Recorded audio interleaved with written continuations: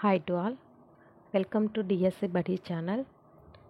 So మనమైతే previous question paper bits అయితే చూసాము. సో 120 వరకు అయితే అయిపోయినాయి. నెక్స్ట్ 121 నుంచి అయితే ఈ వీడియోలో చూద్దాము. సో 121 బిట్ వచ్చి, విద్యార్థుల్లో కాలాన్ని గురించి అవగాహన కలగజేయడానికి ఉపాధ్యాయులు దీనిని ఉపయోగించవచ్చును అని అడిగారు. సో దీని ఆన్సర్ వచ్చి మనకి క్యాలెండర్.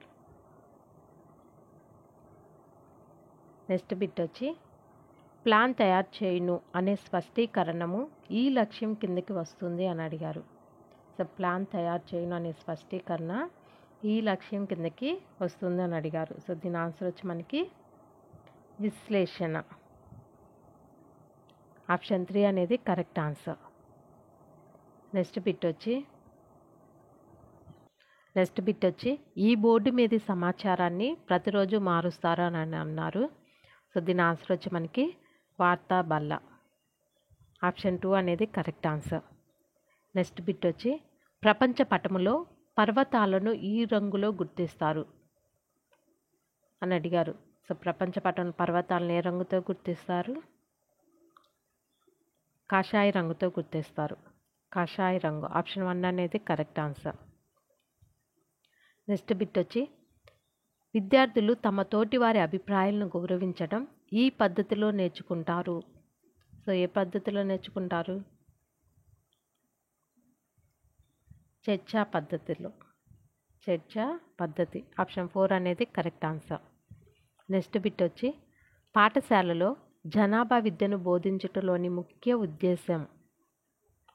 సో దీని ఆన్సర్ వచ్చి మనకి జనాభా పరిస్థితి గురించి విద్యార్థుల హేతుబద్ధమైన బాధ్యత.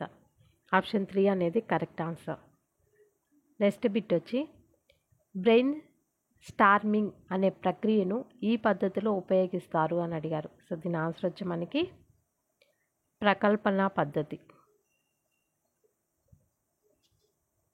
ఆప్షన్ 4 అనేది కరెక్ట్ ఆన్సర్. నెక్స్ట్ బిట్ వచ్చి, సాంఘిక శాస్త్రానికి ఒక చక్కని విద్యా ప్రణాళిక ప్రయోగశాల. సో దీని ఆన్సర్ వచ్చి మనకి చుట్టూ ఉండే సమాజం. ఆప్షన్ 4 అనేది కరెక్ట్ ఆన్సర్. నెక్స్ట్ బిట్ వచ్చి, ఫ్లో చార్టులను వీటిని సూచించడానికి వాడతారు. ఫ్లో చార్టులను వీటిని సూచించడానికి వాడతారు అని అడిగారు. సో వీటిని సూచించడానికి వాడతారు క్రమానుగతంగా చూపుటకు. ఆప్షన్ 2 అనేది కరెక్ట్ ఆన్సర్. నెక్స్ట్ బిట్ వచ్చి, క్రింది పటములోని చిహ్నము దేనిని సూచిస్తుంది? ఇక్కడ మనకు ఒక పిక్చర్ ఇచ్చారు. ఆ పిక్చర్ అనేది దేన్ని సూచిస్తుంది అని అడిగారు. సో కోటన, గ్రామమా, దేవాలయమా, చెరువ? సో దేన్ని సూచిస్తుంది? ఇది గ్రామాన్ని సూచిస్తుంది. సో ఆప్షన్ 2 అనేది కరెక్ట్ ఆన్సర్. నెక్స్ట్ బిట్ వచ్చి, విద్యార్థులకు అక్షాంశాలు మరియు రేఖాంశాలు నేర్చుకున్నట్టుకు 4 ఉపాధ్యాయులు గ్లోబు, 2 మ్యాపు, 3 చార్టు, 4 అట్లాసును సూచించారు. వారు సూచించిన ఉపకరణంలో ఉత్తమమైనది ఏది అని అడిగారు. సో ఏది ఉత్తమమైనది? విద్యార్థులకు అక్షాంశాలు మరియు రేఖాంశాలు నేర్చుకున్నట్టుకు 4 ఉపాధ్యాయులు 4 ఆబ్జెక్ట్స్ అయితే చూయించారు. సో వాటిలో బెస్ట్, వారు చూసిన ఉపకరణంలో ఉత్తమమైనది ఏది అని అడిగారు. సో వాళ్ళు చూసిన వాటిలో ఉత్తమమైనది గ్లోబు. ఆప్షన్ 1 అనేది కరెక్ట్ ఆన్సర్. నెక్స్ట్ బిట్ వచ్చి, ఒక సాంఘిక శాస్త్ర ఉపాధ్యాయుడు ఆర్థిక శాస్త్రంలో యూనిట్ పరీక్షను మొదటి వారంలో నిర్వహించను, కానీ సంతృప్తి పడలేదు. అదే విద్యార్థులకు అదే పరీక్షను 5 రోజుల తర్వాత తిరిగి నిర్వహించెను. 2 పరీక్షల్లో విద్యార్థులకు వచ్చిన మార్కుల్లో వ్యత్యాసము కలదు. ఇటువంటి పరీక్షను ఏమని పిలుస్తారు? ప్రామాణికత లేనిదా, విశ్వసనీయమైనది కాదు, స్కోరబుల్ కానిది, మదింపు చేయడానికి వీలు లేనిది అంటారు. సో దీని ఆన్సర్ ఏమవుతుంది మనకి? విశ్వసనీయమైనది కాదు. ఆప్షన్ 2 అనేది కరెక్ట్ ఆన్సర్. నెక్స్ట్ బిట్ వచ్చి, సింపోసియంలో ఎంతమంది విద్యార్థులు పాల్గొంటే బాగుంటుంది? సో దీని ఆన్సర్ వచ్చి మనకి 4 to 5. ఆప్షన్ 4 అనేది కరెక్ట్ ఆన్సర్. నెక్స్ట్ బిట్ వచ్చి పాఠశాలల కొరకు ఉద్దేశించిన రేడియో కార్యక్రమాలు దీనికి ఉపయోగిస్తాయి. దీని ఆన్సర్ వచ్చి మనకి తరగతి బోధనను పటిష్టపరచుటకు. ఆప్షన్ 2 అనేది కరెక్ట్ ఆన్సర్. నెక్స్ట్ బిట్ వచ్చి ఈ కింది వానిలో సాంఘిక శాస్త్రంలో మూల్యాంకన విధానము కానిది ఏది అని అడిగారు. సో దీని ఆన్సర్ వచ్చి మనకి సంక్లిష్ట రచన. ఆప్షన్ 4 అనేది కరెక్ట్ ఆన్సర్. నెక్స్ట్ బిట్ వచ్చి 8వ తరగతి సాంఘిక శాస్త్ర విద్యార్థులు పరిసరాల్లో లభ్యమయ్యే వస్తువులతో ఒక గ్లోబ్ను తయారు చేశారు. వారు నేర్చుకున్న నైపుణ్యం. సో ఇదే నైపుణ్యం అవుతుంది, హస్తలాఘవ నైపుణ్యం అవుతుంది. సో ఆప్షన్ 1 అనేది కరెక్ట్ ఆన్సర్.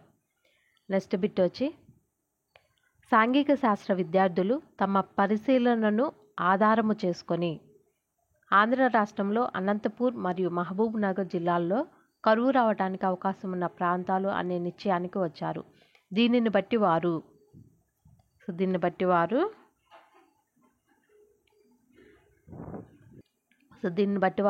సిద్ధాంతీకరణ చేశారు. సో ఆప్షన్ 3 అనేది కరెక్ట్ ఆన్సర్.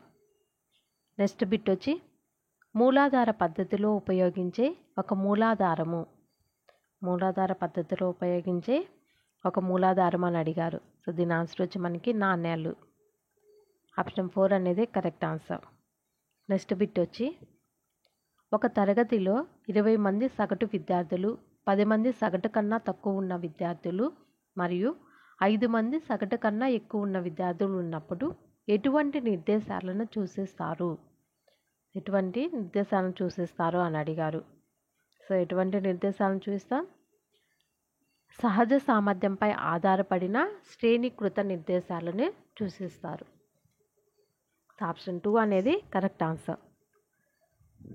నెక్స్ట్ బిట్ వచ్చి విద్యార్థుల్లో సాంఘిక సమానతను పెంపొందించుటకు ఈ కింది వాటిలో ఏ కృత్యము తగినది? ఏ కృత్యం తగినది దీనికి? యూనిఫామ్. ఆప్షన్ 2 అనేది కరెక్ట్ ఆన్సర్. నెక్స్ట్ బిట్ వచ్చి మన దేశ తీర ప్రాంతము పొడవు సుమారుగా ఎంత ఉంటుంది? మన దేశ తీర ప్రాంతం పొడవు 6000 కిలోమీటర్లు సుమారుగా అన్నారు. సో 6000 కిలోమీటర్లు. ఆప్షన్ 4 అనేది కరెక్ట్ ఆన్సర్. నెక్స్ట్ బిట్ వచ్చి పాక్ జలసంధి వీటిని వేరు చేస్తుంది అని అడిగారు. సో వీటిని వేరు చేస్తుంది ఇండియా అండ్ సిలోన్. ఇండియాని సిలోన్ని వేరు చేస్తుంది. ఆప్షన్ 1 అనేది కరెక్ట్ ఆన్సర్. నెక్స్ట్ బిట్ వచ్చి హిమాలయాలలో తరచూ తటస్థించుచున్న భూకంపాలకు కంపనాలకు కారణం. సో దీని ఆన్సర్ ఏమవుతుంది? స్థలభ్రంశము మరియు పెరుగుట. ఆప్షన్ 4 అనేది కరెక్ట్ ఆన్సర్. నెక్స్ట్ బిట్ వచ్చి ప్రపంచంలో అతి పురాతనమైన పర్వతాలలో ఒకటి. సో దీని ఆన్సర్ వచ్చి ఏమవుతుంది మనకి? ఆరావళి.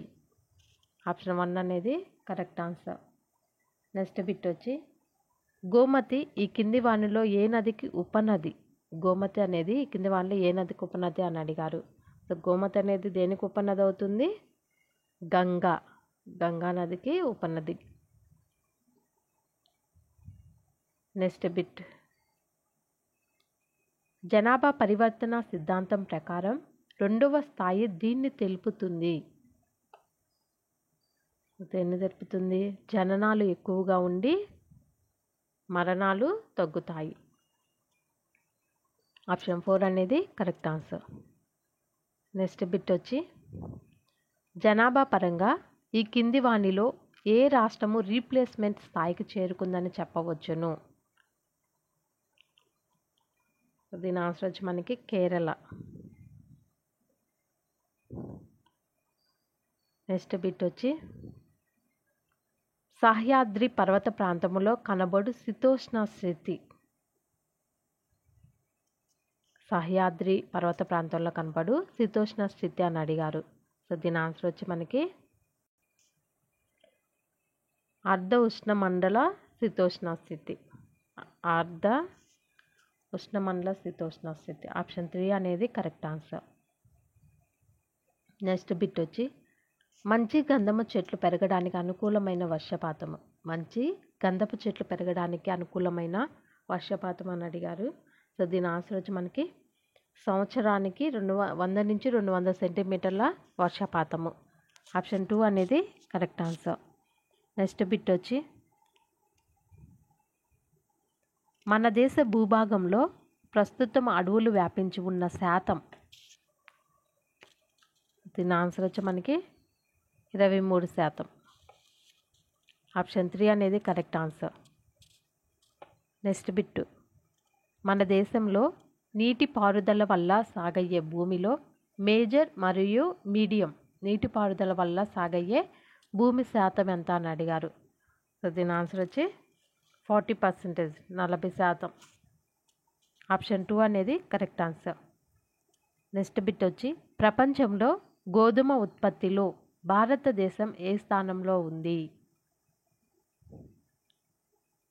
దీని ఆన్సర్ వచ్చి మనకి 4వ స్థానం. సో దీని ఆన్సర్ ప్రజెంట్ అయితే చేంజ్ అవ్వచ్చు. సో ఇదైతే ఓల్డ్ది అనమాట. నెక్స్ట్ బిట్ వచ్చి మోనోజైట్ అనే లోహ ఖనిజాన్ని దీనిలో వాడతారు. మోనోజైట్ అనే లోహ ఖనిజాన్ని దీనిలో వాడతారు అని అడిగారు. సో దీని ఆన్సర్ వచ్చి థోరియం తయారీలో. ఆప్షన్ 4 అనేది కరెక్ట్ ఆన్సర్. నెక్స్ట్ బిట్ వచ్చి గుజరాత్లోని జామ్నగర్ దీనికి ప్రసిద్ధి. దీని ఆన్సర్ వచ్చి ఉన్ని బట్టలకు. ఆప్షన్ 3 అనేది కరెక్ట్ ఆన్సర్. నెక్స్ట్ బిట్ వచ్చి హిందుస్థాన్ మెషిన్ టూల్స్ ఫ్యాక్టరీ వారి విభాగం 1 ఇక్కడ ఉంది అన్నారు. సో ఎక్కడ ఉంది? హర్యానాలోని పింజోర్లో ఉంది. ఆప్షన్ 1 అనేది కరెక్ట్ ఆన్సర్. నెక్స్ట్ బిట్ వచ్చి ఇంతవరకు ఉపయోగించని వనరు ఏది అని అడిగారు.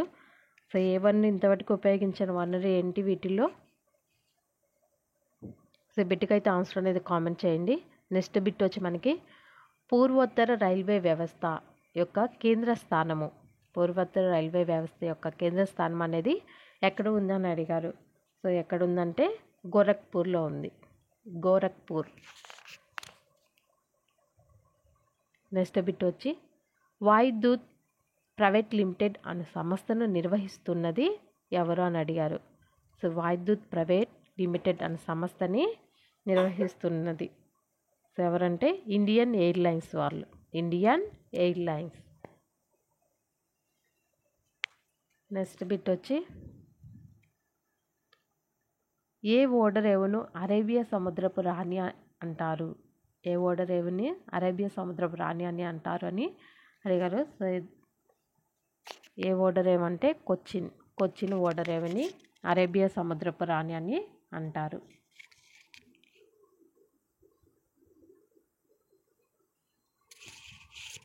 సో నెక్స్ట్ బిట్ వచ్చి మనకి విప్లవం అంటే అని అడిగారు. ఏంటి విప్లవం అంటే ఏంటి? మనకి మౌలికమైన మార్పు. ఆప్షన్ 2 అనేది కరెక్ట్ ఆన్సర్.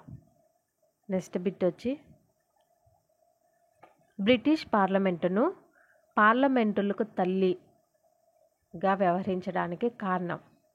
బ్రిటిష్ పార్లమెంటులకు తల్లిగా వ్యవహరించడానికి కారణం అని అడిగారు.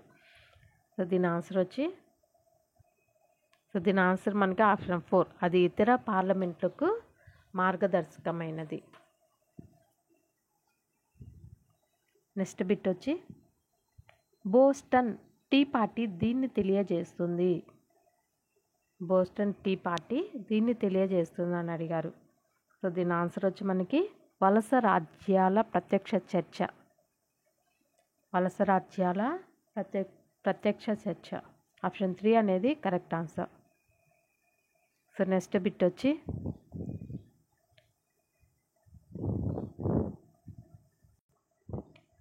ఖాన్ అబ్దుల్లా గఫార్ ఖాన్ ఇలా ప్రసిద్ధి చెందారు? సో దీని ఆన్సర్ వచ్చి మనకి సరిహద్దు ఉక్కు మనిషి.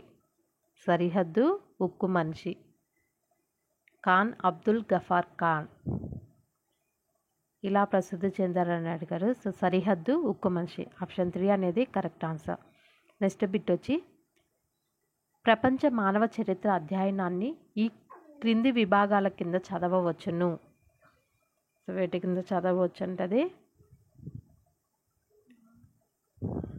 పూర్వ చారిత్రక యుగము, అలాగే పూర్వ చారిత్రక మరియు సంధికాలపు చరిత్రగా చదవచ్చు అనమాట. సో దీని ఆన్సర్ వచ్చి మనకి పైన చెప్పిన 1, 2 మరియు చారిత్రక యుగము. ఆప్షన్ 3 అనేది కరెక్ట్ ఆన్సర్. నెక్స్ట్ బిట్ వచ్చి ఆంధ్రప్రదేశ్లోని నాగార్జున కొండ వద్ద జరిపిన త్రవ్వకాలలో బయలుపడినది. దీని ఆన్సర్ వచ్చి మనకి క్రీస్తు శకం 3వ శతాబ్దం నాటి నాగరికత. 3వ శతాబ్దం నాటి నాగరికత. ఆప్షన్ 1 అనేది కరెక్ట్ ఆన్సర్. నెక్స్ట్ బిట్ వచ్చి మానవ పరిణామ దశలోని మొదటి దశ. మానవ పరిణామ దశలోని మొదటి దశని ఏమంటాము? మానవ పరిణామ దశ మొదటి దశని ఏమంటామంటే ఆస్ట్రోలోపిథెకస్.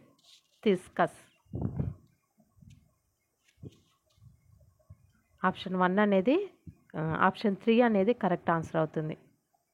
మానవ పరిణామ దశలోని మొదటి దశ. నెక్స్ట్ బిట్ వచ్చి ప్రాచీన శిలాయుగం యొక్క కాలం. ప్రాచీన శిలాయుగం యొక్క కాలం అని అడిగారు. సో ఇది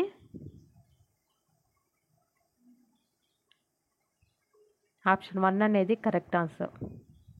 2,50,000 to 10,000 BC.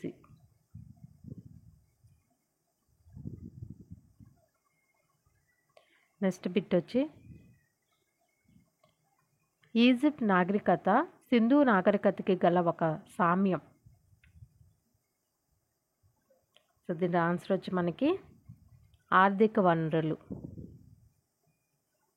ఆర్థిక వనరులు. ఆప్షన్ 4 అనేది కరెక్ట్ ఆన్సర్.